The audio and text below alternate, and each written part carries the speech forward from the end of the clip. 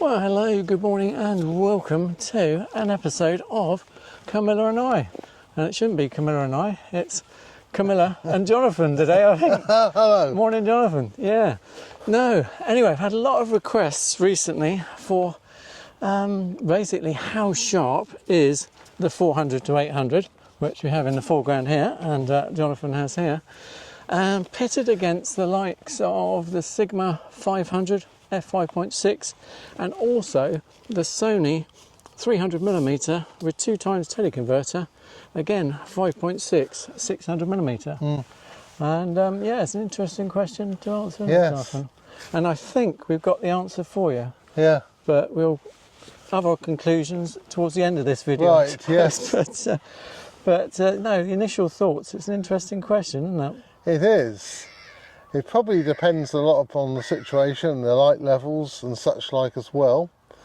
So there's not a... It's not just a straight sharpness. Not a straight answer. The 400-800 is certainly a very sharp lens. It gets very good results indeed. Yeah. So I have no reservation about using the 400-800. Yeah. But can the prime lens get sharper? I think probably slightly. Yes, I mean I've actually been conducting tests this week using a target test subject attached to my greenhouse at home, and actually zoomed in on the target and got some pretty interesting results again, which won't totally say at this stage, but obviously it's basically the primes obviously still do have the edge. The 600mm in particular does have the edge, particularly at the corners. There is still, you can still see a difference on the things. So on a strict basis, obviously primes generally are better than zooms. It's a matter of absolute sharpness and lowest aperture versus flexibility of the zoom. Yep. And I also tested the 600mm with the 1.4 teleconverter to give it an equivalent reach, sort of 840 as opposed to the 800. And again, yeah, that's interesting. And again, in the middle, essentially they're about the same. It's only towards the edges of the frame that you get a more noticeable offset on the critical sharpness. But as we all know, when you're photographing a flat piece of paper, 20 metres away, it's not exactly... It's not a bird, is it? It's not a bird. So that's why we're out today, and I think we'll come back to those test results later and see if we can get something for you. Comparing today, I've got the 300 with the f2.8, and we're comparing that against Jonathan's 400-800, and indeed my 400-800 now. So it'll be interesting to see what we actually get in the real world, and whether you can crop this 600mm to 800mm equivalent and get a sharper or better image. But do remember, if you're going to enter it in a photo contest, lots of the contests have rules about how many pixels across the image must be, and if you're cropping from a 600mm image, it may well be too small to enter, where the one taken with the 800mm will be satisfactory. Yep, exactly. And of course, the one thing we all do wrong is we all do crop far too much. And yeah, if it's for the rules, strictly for the competition, you are stuffed if you don't have the right size image. So anyway, we'll get shooting and we'll catch you later. And it also, I would also add, it depends on what your use is. If you are simply going to look at them on your computer, post on Instagram, there's no need to pay out for an expensive prime. No. No one is going to see the difference on the size of an image on Instagram. But if you're planning to do large size prints, that's where the difference is going to show. Yeah, good call, Jonathan. Yeah, exactly. Yeah, I mean, it's only for pixel peeping perfectionists, yes. I think. PPP, is that? That's quite good, I think. Anyway, we'll catch you later and we'll see what we've got, and we'll try and come to some conclusions on this little session today. hopefully we'll get some birds close enough in a minute if we stop talking to you lot.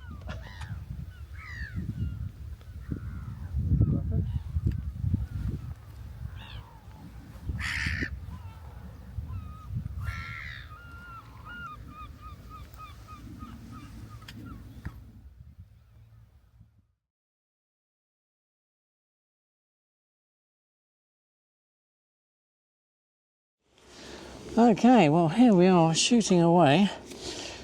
400 to 800. I got a 400 to 800, yes, which I'm quite enjoying using, as usual. Yeah. I do find it a very enjoyable lens to use. That flexibility, that 400 to 800 is just the range you want for wildlife photography. And you rarely want to go wider than 400, and 800, amazing how much extra reach it gives you against the 600. Yeah, and here am I stuck at 600mm. Yeah. Which of course I must admit I'm very used to. But 200mm is quite a bit of difference. There is. I mean, when you go from a 200 to 400, that's the sort of comparison you've got to bear in mind. A little egret on the far bank. Yeah, it's got disappeared in the reeds now. Yeah, we've got a couple of little egret shots, haven't we, for comparison, so probably compare those. Yes. Now, yeah. And I'm going to Africa in September, and I've been thinking about should I take the 400 to 800 or 600, and I'm going to take the 400 to 800 for its flexibility.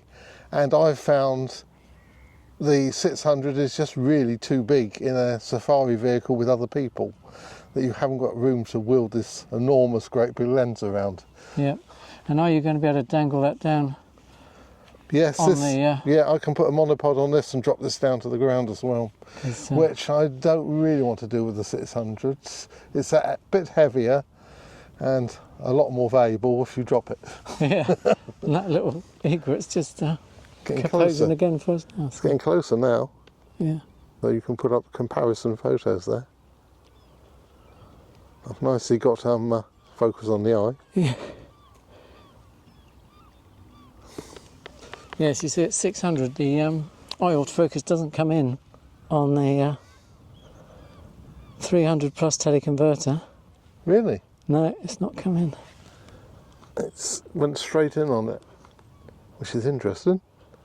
Yeah, it's still a bit dark and it's a bit far away. I've almost now got a frame filling little egret. Whereas I've only got the centre box filling little egret at 1,000th of a second. ISO 320. ISO 200 I've got. But you're at f8, I'm at f5.6. Yes. Yeah, interesting little sequence that. Oh. Did you zoom out quick enough as it took off? Yes. I'm not sure I did, but let's go. And that was exactly an example where it was good to have the zoom, because I could immediately pull back to 400. Yep. But there were two birds in the end, and I got the other one. Yeah. As it went across. But yeah. Yes, the flexibility of going from 400 to 800 is pretty good.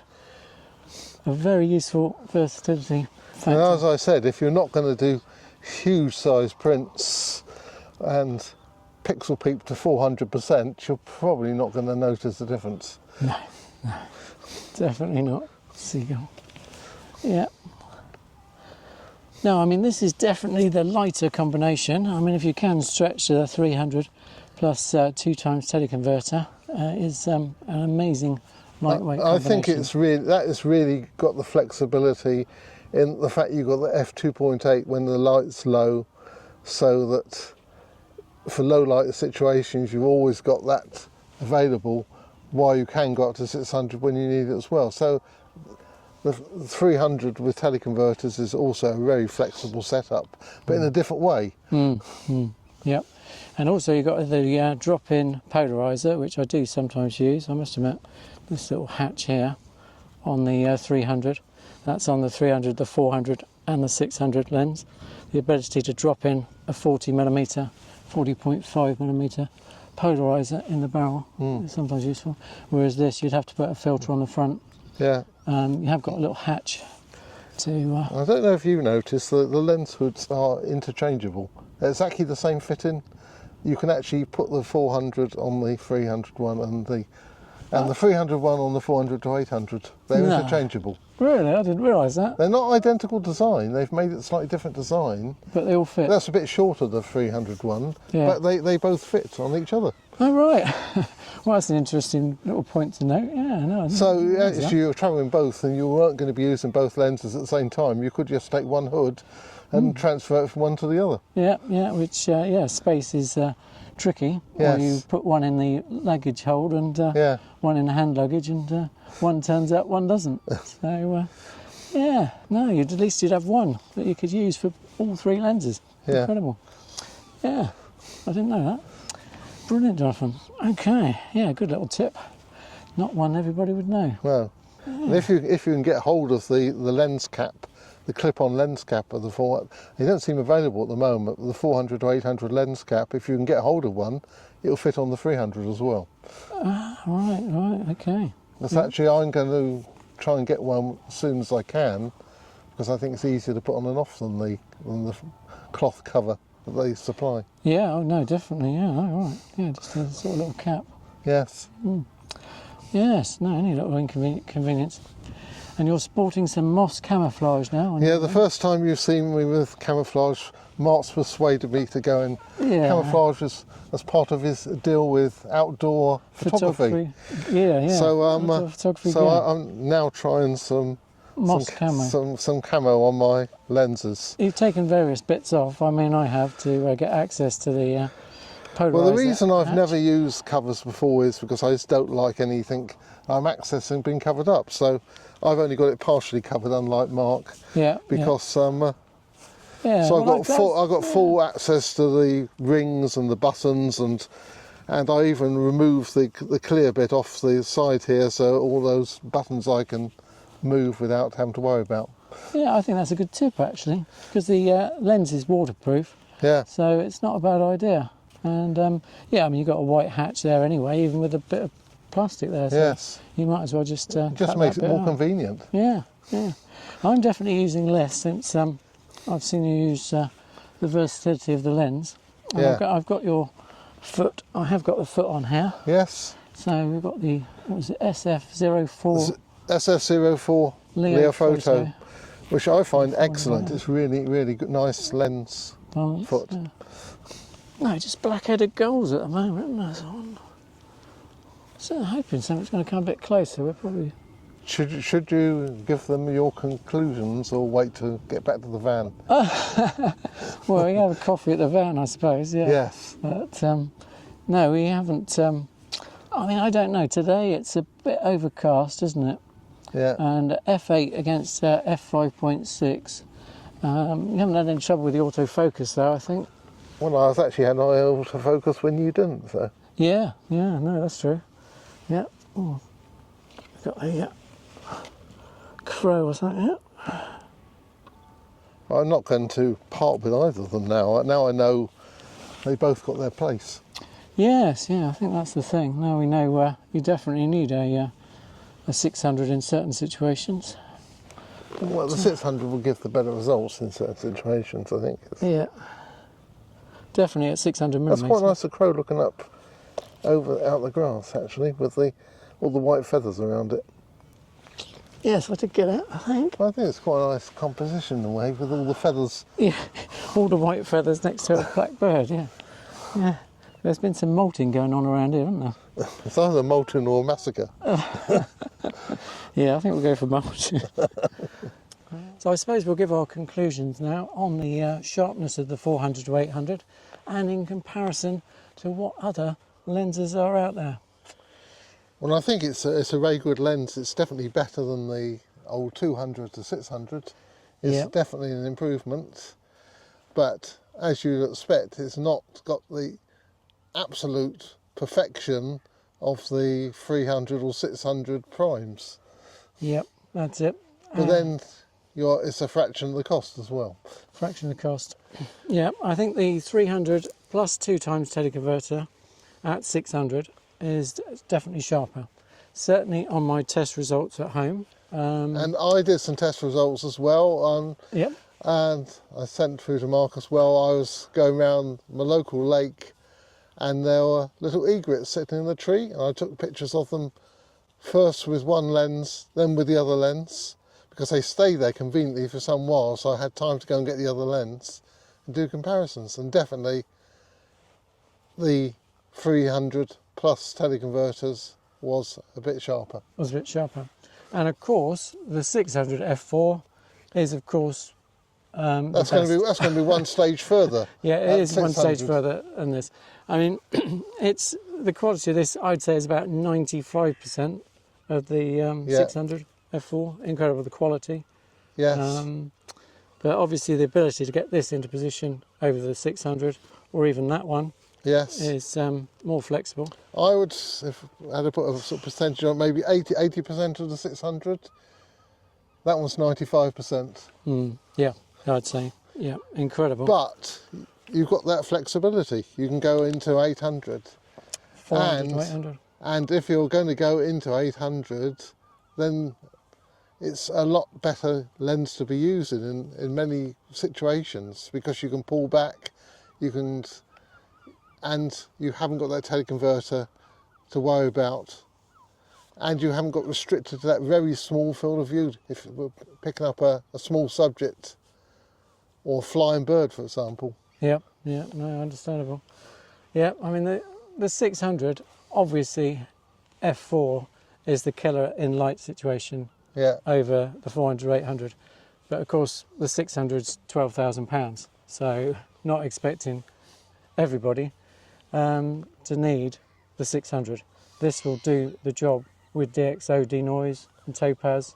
I would say unless you're going to really want absolute perfection, you're going to blow up to great wall size film prints, this is going to provide good results. Certainly if you're going to use it, look at a computer, put it on the Instagram feed, this is going to be more than satisfactory. Yep, definitely. Yep. Yes, and I'll still be sticking with this combination as a walk around. Yes. Absolutely magnificent combination. Certainly lighter. I mean, we're looking at, what are we here? 1.5 kilos for the lens, and that one's two and a half. Whole kilo more, whole couple of pounds more. I do find this lens foot so comfortable to carry that I don't really notice the weight. No. But the sharpness, yeah, this beats that for sharpness, but mainly at the edges. In the centre, it's pretty good. If you can tell from these test shots I did earlier, I mean, it's a bit difficult to pixel peep, particularly on YouTube, but you just have to go for my word for it, that basically that's where the 400-800 falls off. It's at the edges. It's not quite as sharp. But then usually it's going to be the out of focus area anyway. That's usually your background anyway, so no, not a problem, not an issue.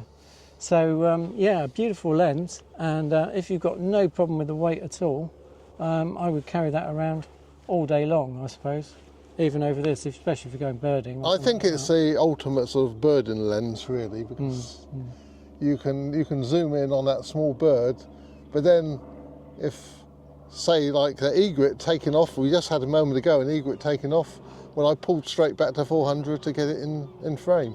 And that flexibility is great, because it gets you shots you just miss otherwise. Yep. And the autofocus is absolutely superb, 2 linear motors, as is this one. And we did find earlier that a little egret was a distance, because this was at 800, it was the eye autofocus was picking up the eye where it wasn't at 600. Yep.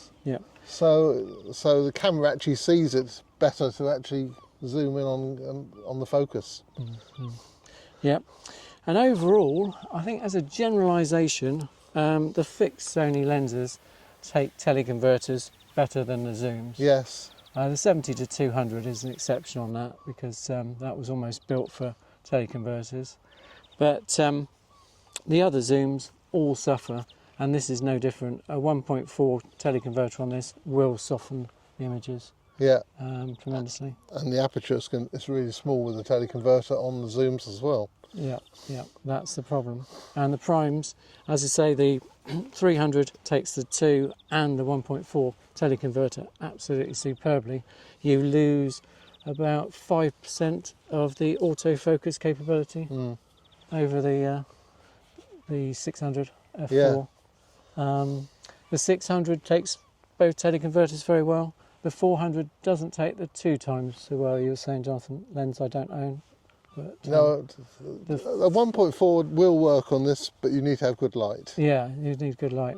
And the 400mm f2.8? I did get a very good image with the 1.4 of a hobby at a distance. So it's 1120. Oh, right. Oh, yeah. So that did work. That did work, yeah. It did work with the teleconverter. Okay, yeah. I've also, of course, got the 400 f2.8. Yeah. Which is, in my mind, the king of bokeh. That is if you love bokeh, that is the lens. f2.8. f2.8 400. And that will take the 1.4 converter. That'll take the 1.4 teleconverter pretty well, but not so good the 2 times. Yeah. So don't buy the 400 and think you're going to get an 800mm excellent lens. It wouldn't be bad, but it wouldn't be the best. No. So you're probably better off. You'd be better off using this if you want 800. Yeah, if you want 800. So, yeah, there we are. So, as usual, I mean, they're all superb lenses, and it's a matter of price. I mean, oh dear, this is £6,000 combination here, and that's nearly 3, isn't it? And it's under 3. Under 3. So, I mean, you know, it's a half price scenario. And it's a lot more if you've got teleconverters as well. So you're that's flexible. So that combination is more than double the price. Yep, that's far more flexible, far more versatile. And whereas I'm stuck at 600 f5.6. Obviously, I could have a 420mm with 1.4, and I could go wide open f2.8. Yeah. Straight 300mm. Superb. But again, ultimate quality. That 300 is a really useful professional lens. Yep. If you want ultimate quality and flexibility, the 300 is probably the one. The one. And this is what I'll walk around with because it's so light. Lighter. And it's so light, you can carry that all day. Yeah. Unless I'm going specifically to a hide I know, I would definitely, or I'm specifically going small birding, that would definitely be my small birding lens in good light. Again, this is the thing, f5.6, f8, yeah, it does make a difference, that stop. Really does make a difference, that stop or two. Yeah. But then the 600 is f4, so that's another stop more further. So yeah, so then you're on 6.4. So we're sport for choice on Camilla and I. But, yes. Anyway, thanks. You've been using that combination for about 3 months now, so I've only had mine for a week. So I'm still enjoying it. Yeah, very good. You've come along, Jonathan. Yes. To say. Great. So thanks very much. Anyway, see ya. Thanks for watching. Right. Camilla and I, and Jonathan again. Bye. Bye.